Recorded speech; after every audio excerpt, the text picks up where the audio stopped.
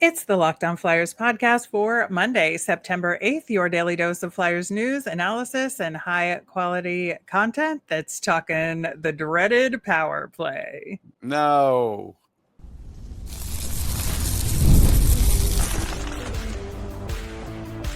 You're Locked On Flyers, your daily podcast on the Philadelphia Flyers. Part of the Locked On Podcast Network. Your team every day.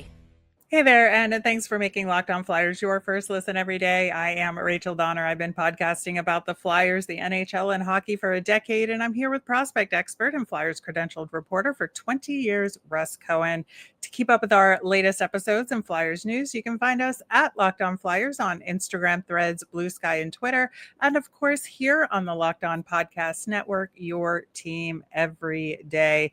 We are going to dig a little bit into the power play and the hope that we have for the future on that front, as well as get to our new Nemesis of the week and our offseason poll question for y'all. We do have a bit of Flyers news to discuss. They did a minor league deal trading JR Avon to the Seattle Kraken organization in exchange for Tucker Robertson, who both forwards, both kind of minor leaguers. They're the same age.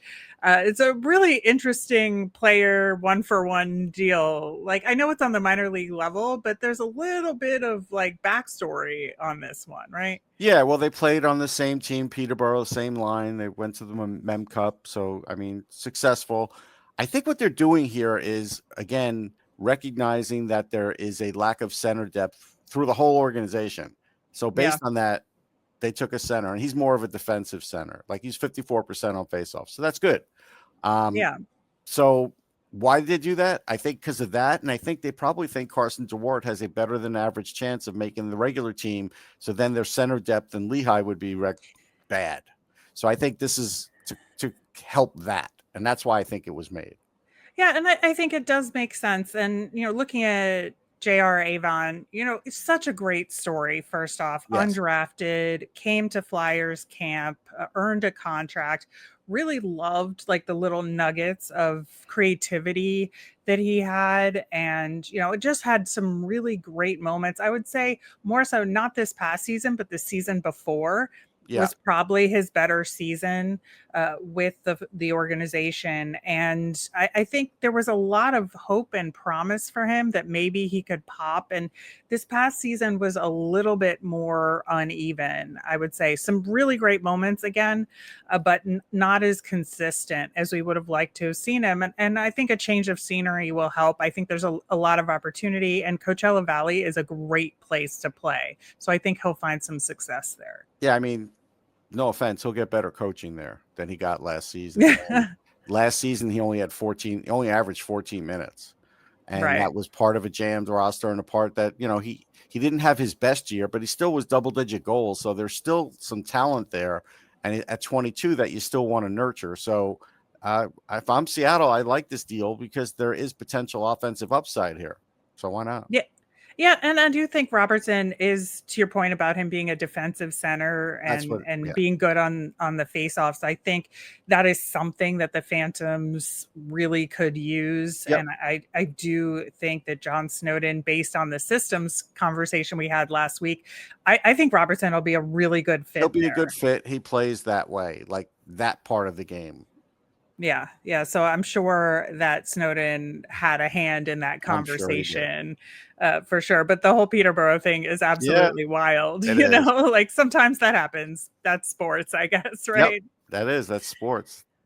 Yeah. Now, a non-Flyers story that could be a Flyers adjacent story is the trade of the Carey Price contract to the San Jose Sharks. And obviously the Sharks have a ton of room to be able to take this on. And the money itself is pretty easy for them to pay because the Habs have paid most of the actual dollars. So it's not expensive for the team. It's just the cap hit on paper that's what they're taking on. I think it kind of reignited in some circles the conversation about the Flyers potentially trading the Ryan Ellis contract elsewhere in a similar fashion. I don't know that that's a thing that will happen, but it does put the concept out there. It does. I mean, I wasn't sure the price thing was going to happen. I was kind of like, I don't know. I don't know if teams are really doing it anymore. I know they were over the cap, but there were other ways they could have gotten under the cap. But it was a 5th round pick. So it's not like Right. there was this big gold pot waiting for this to happen. So that's what San Jose got, a 5th round pick. So like the Flyers are dying for a 5th round pick, they could do it. They're not over they're not really in cap trouble. I know. That's why I don't think there's really a reason. I agree that, Danny Briere has done a really good job of managing the cap so he doesn't have to pay for Right. something like that in losing assets. And he, as we know, he is very much attached to assets and wants to bank as many as I he said can. it the wrong way. Actually, it'd be the Flyers giving the 5th to Right, whoever right. takes it. Exactly. So it's like they would lose a 5th, but still it's like, yeah, I don't see why they would want to lose a 5th. Right. So I think, as long as they're in the shape they're in, I think they're fine to not have to pay that price. But, Right. Pun not intended there. But Yeah. I think, it's something, should the emergency situation come up, they'd consider, but I don't think they're going to do it. No, I think, is this the last year of it? Yeah. Yeah. So I'm not certain. If you asked me, I don't think it's going to happen, but I was wrong about the Carey Price one too. Yeah. So, I guess there's one more year. There's 2 years left. Oh, 2 years. So, So, this upcoming season and the one after. Could happen next year, maybe, depending on what they do in free agency and how tight to the cap they are. So, yeah, Right. we'll keep an eye on it. Yeah, for sure. Now, turning our attention to the Flyers power play, I think, we're hesitant to talk about it in a tongue-in-cheek kind of way just because it's been so bad. And, in kind of looking at this situation, I swear to God, articles pop up from last summer saying, is this the year the Flyers power play gets fixed? And you're like, nope. No, it didn't. Past selves, Right. And so it's hard to talk about this subject, but I do think with a new coach and a new system, there is some opportunity here, and maybe this year is different. And we do have, in addition to Rick Tocchet at the helm with his more like zone system and defense creating offense kind of system there, along with his partner in crime from Vancouver, Yaroslav Svakovsky. Mm-hmm. They have a very specific system that they used in Vancouver that I wouldn't say was like gangbusters out there, but it was certainly a lot better than what the Flyers were able to offer, obviously with different personnel though, right? Yeah, and I think personnel is a part of it. So, like, for a part of that season, they had Quinn Hughes at the point. They had Brock Besser, Elias Pettersson, JT Miller, and Jake DeBrusk. That's better than the Flyers personnel. Like, you may not like what Pettersson did on his season, but the shot is what matters, and he's got a better shot than anybody on the Flyers. You could say Michkov could, take the place of Besser. Fine, I wouldn't argue. DeBrusk, Forster, something like that, fine, I wouldn't argue. But the big shot and the point guy are the two big things that have to be fixed. Those are the main things. And a little bit with, how they do it. And I'm sure the methodology will be better, but still there's those two factors. Like, Owen Tippett's shot has really not been a thing on the power play. Forster's was for a little while. Right. So talking about the Vancouver results there, they were 15th in the NHL at 22.5%. So with better personnel and a different system, obviously significantly better than the Flyers, but still only mid in the NHL overall. And that system relied on a lot of puck movement and creativity, like doesn't want anybody just set up in a static position for too long. But also there is a system where you don't want to overplay your hand and not have too many fancy plays. Like, don't think about it too much. You want to keep the puck moving, but take the shot. That's really the upshot of this Tocchet Svikovsky power play system. Yeah, I'm looking. So, like last year was like the worst year in recent memory for Quinn Hughes for power play assists at 25. Most of the time, he's in the 30s. Like the Flyers would kill for someone with 25 power play assists. I don't even know if they'll get that. So I think that's what they're going to shoot for, is like that as a baseline. If they could get that, then they're probably like 20th instead of. Well, but looking at what the system is, Well, I think that's a part of it. I think we the can talk movement. about, sure, we can talk about like who and how and why, but that's just the overarching system that we're looking at implementing here. And I think it's going to be interesting to see if these Flyers players can execute on that. Right. Well, as we're talking about movement, part of that movement is good deception, good passing. And honestly, there have been certain guys that, like, as an example, when Cam York's on the power play, he's almost not shooting. If he shoots, he's not going to hit the net. So his passing gets stagnant very quick. Usually like 15 seconds into the power play, it's already like, okay, which side am I passing it to? And everybody knows what you're doing. That's something where that's quality of personnel. You could tell them the right scheme all day long, but if that part of it's not working, it's still not going to work. Well, that is an excellent segue to the next segment, where we're going to dive into the personnel and can it work? And we will do that coming up next. The NFL season's finally here, and FanDuel's making sure you're ready for kickoff with a can't miss offer. Right now, new customers can bet just $5. If your bet wins, you'll get $300 in bonus bets to use across the app. I love using FanDuel because it fits however you like to bet. Player props, building a same-game parlay, or even jumping in live as the action unfolds. It makes every game more exciting, whether you're watching your team or just keeping an eye on your fantasy lineup. The season started, and, let's go with the Ravens because you're getting some odds there to win the Super Bowl. So are you ready to play? Download the FanDuel app now by visiting FanDuel.com to get started. That's FanDuel.com to place your first $5 bet. All right, just a reminder, we are back to our 5-day-a-week schedule. So we will be back tomorrow to talk more about the Flyers heading into this season. We've got rookie camp around the corner, so there's so much coming your way. Plus, we will answer your mailbag questions on the Wednesday show. So get those in. You can email us at lockedonflyers@gmail.com, send us a message on any of our socials, or comment on our YouTube channel. So I think when we're talking about the personnel, Russ, that you definitely got us into at the end of the last segment, there haven't really been any personnel changes on the Flyers that affect the power play, because the only significant departure this season was Ryan Poehling, and he was not a part of that system.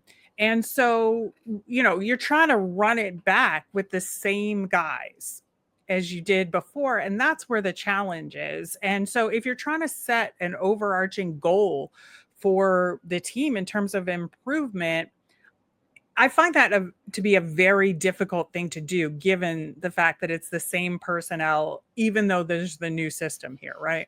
Yeah, it's like I'm looking at it and I'm like, okay, I mean, I guess a change would be if they used Emil Andre more on the power play. I don't know which one or two.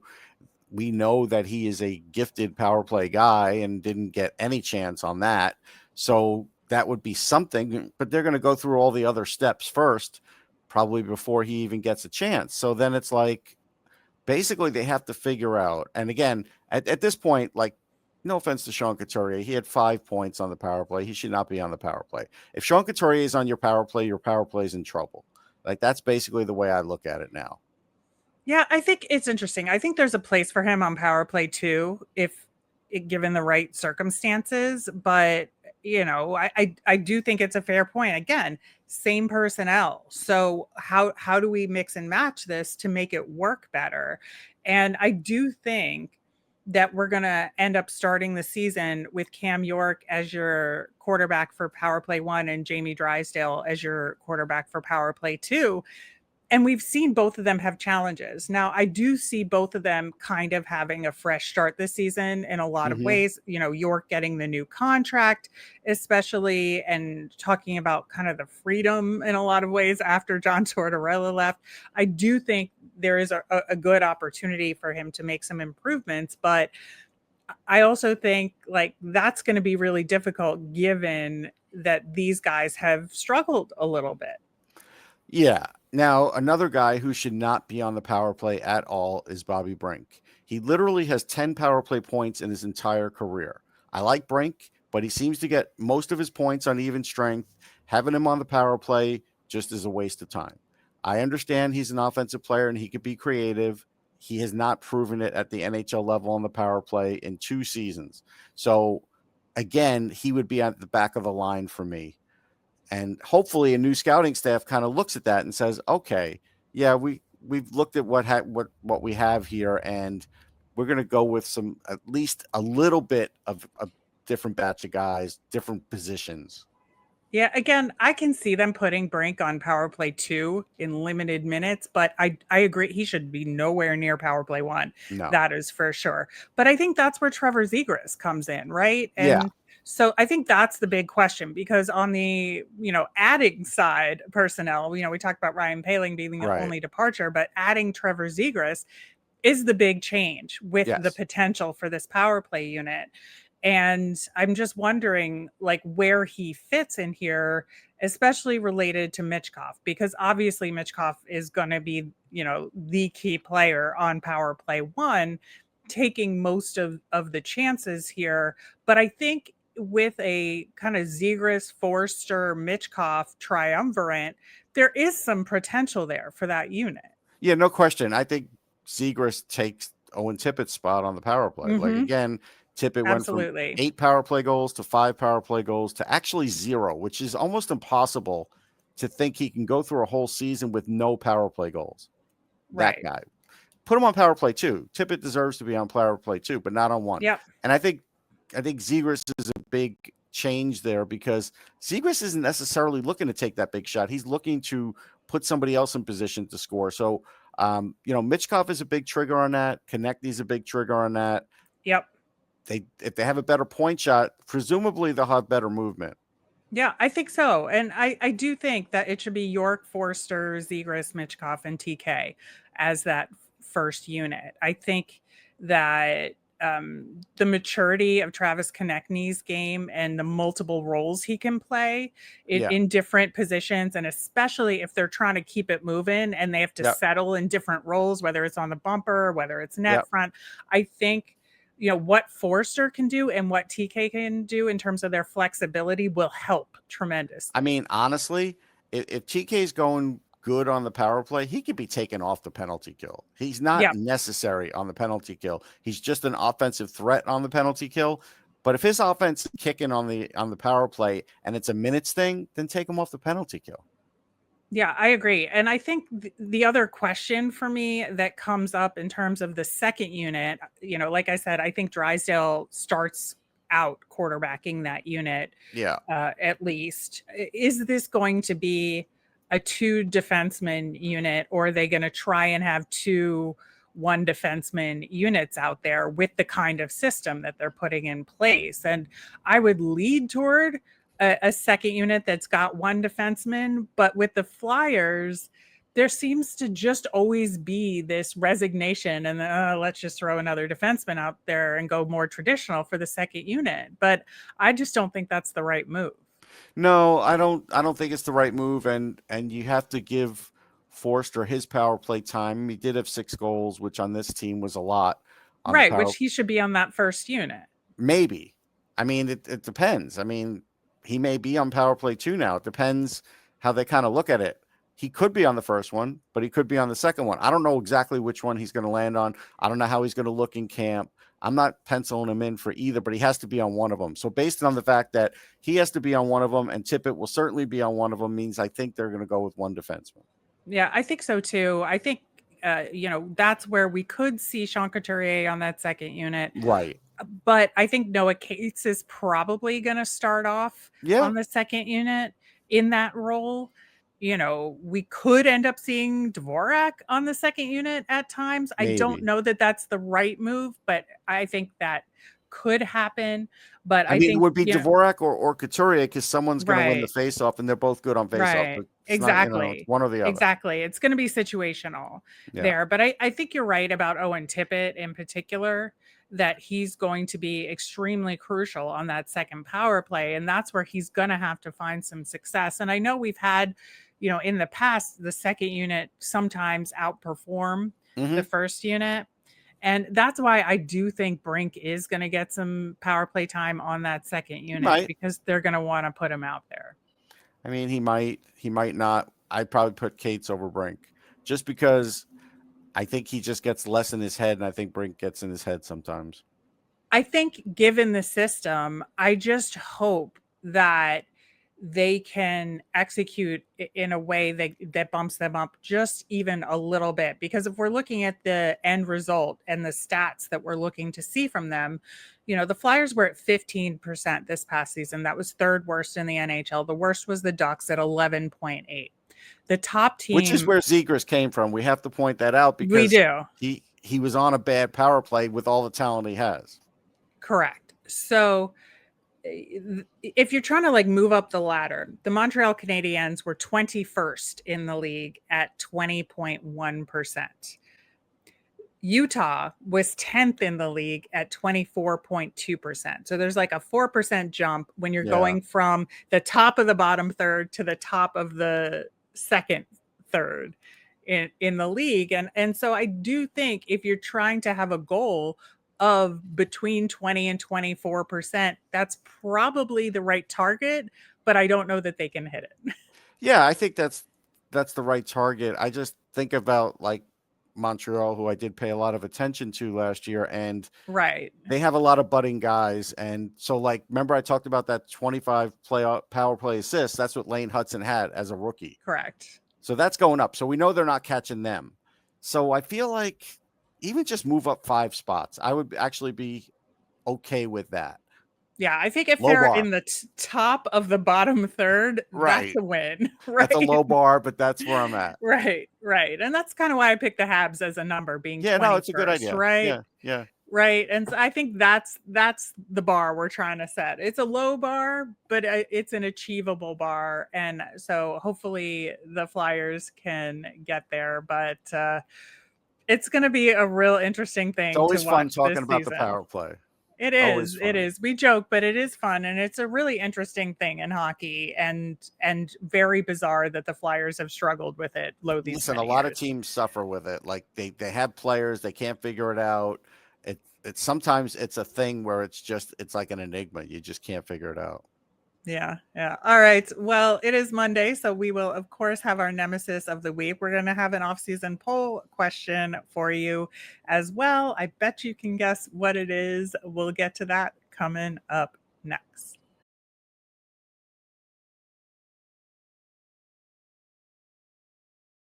All right. So before we get to our poll question for you, just one sad bit of NHL news we have to bring up. Ken Dryden passing away, just an absolute legend in net.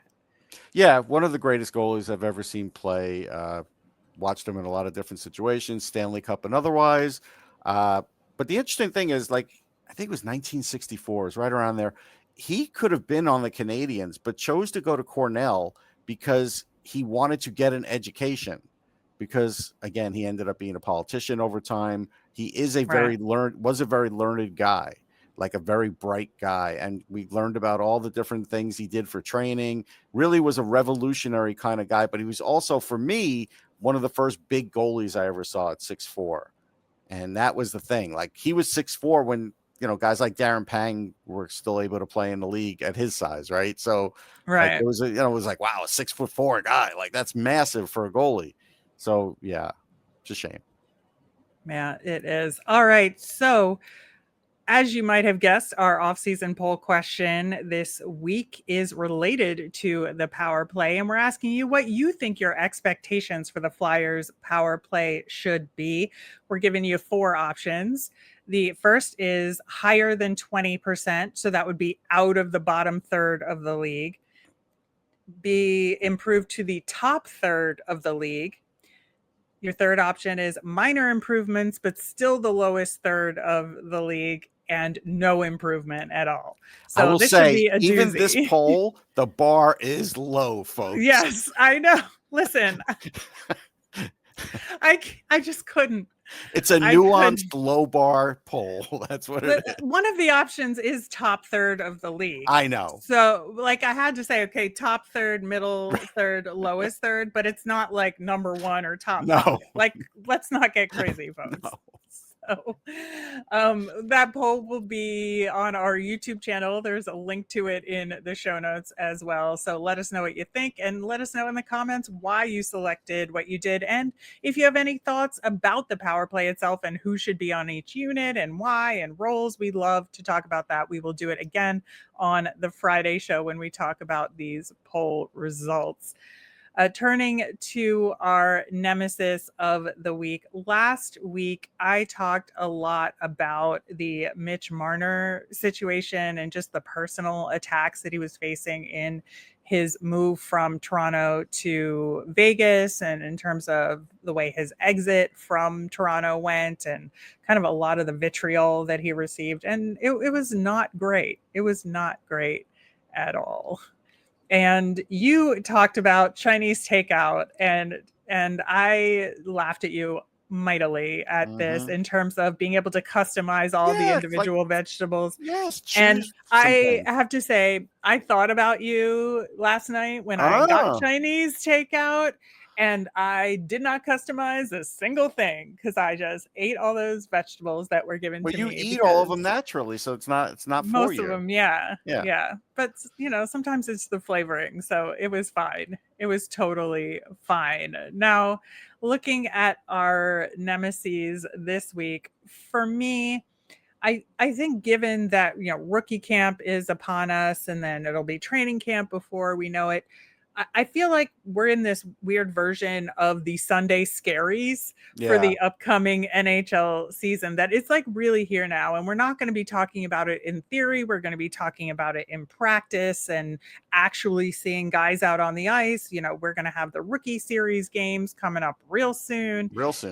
And so I think that, the sort of transitioning your mindset from what does this team look like on paper to what does it look like on the ice does give me the Sunday scaries a little bit. And I think, especially with the Flyers, I think, the last several years have been a little bit of a tough exercise on that front, but there's so much change and so much opportunity here that there's a combination of excitement for the season to come with a little bit of historical existential dread. So that's the world I live in, and that's why I have these Sunday scaries right now. Mine's a little different. I saw a news story. The dateline is going to be Springfield, Missouri, and there's a restaurant in Springfield, Missouri that had a pie that was 5 months out of date. 5 months, and the health department flagged them. My first question is, health department, where were you 4 months ago? Even a month is bad. Like, it's funny because if you walk into like a restaurant and a dinery kind of one, first thing I see are pies and things, and that always gets my attention. And a lot of like times, the lit up pie, and a lot of times, case, and a lot of times I'll order one, especially if it looks good. And I'm sure I'm not alone. I'm sure a lot of people do that, but that one had to have the light had to be out. Like 5 months, Rachel. That's a long time to have a pie there, and people who eat at this restaurant, I'm not going to put the name out there, but I'm just saying, people who are eating at this restaurant, did you not notice the 5-month-old pie? Did you just say, that pie's been there a while, I'm not touching it, and not say anything to the place? Like, if the pie is 5 months old, chances are something else is 5 months old too in the kitchen. We've all watched the food shows where, Gordon Ramsay or someone kitchen goes, nightmares. Oh my God. they go. I mean, I used to work in the restaurant industry, so I know I used to have to clean out those areas, and you could go in there and find all kinds of stuff that you hope you never see in your own kitchen. So 5-month pies, do better, Springfield, Missouri. Yeah, I think for me, those pies that you see displayed, I always thought they were just for display, and they like put glaze over them or something. Oh, So you they're in the did? window seat. No, So you no. can see what's available, but then the actual pie they serve you is somewhere else. That's what Yeah, I thought. it's never happened in the ones I've been to. They always go in, get it, serve you. So I've never had that Ah, experience. I guess you've never yeah. ordered it, so you don't know. Yeah, I guess like I don't generally order pie at a restaurant. I Yeah, generally only have, or like at a diner. I would at a normally just dinery either kind of thing. have Yeah. it at home or like I would have it at Okay. like a another kind of restaurant Okay. because I'm usually full But yeah, from they whatever just pull stack them of right. pancakes I just Yeah. ate. Yeah, they just pull them right from there, you know? So it's like, ooh, 5 months old. Oof. That's Yeah, not good. that is not good. All right. That will do it for today's show. We will, of course, be back tomorrow. And like I said, we'll be back on Wednesday with our mailbag as well. So send us in your questions to any of our socials at Locked On Flyers. You can email us at lockedonflyers@gmail or comment on our YouTube channel. I'm Rachel. I'm on Blue Sky and Twitter at rmiriam. That's RMIRIAM. I'm Russ. I'm at Sportsology on the same socials, SPORTSOLOGY. Thanks for making Locked On Flyers your first listen. Today, for your next listen, check out the Locked On NHL podcast. There's no off season. It brings you the daily league-wide stories that matter most with local coverage you love from Locked On. Find Locked On NHL on YouTube or wherever you listen to podcasts. Have a great day, everyone.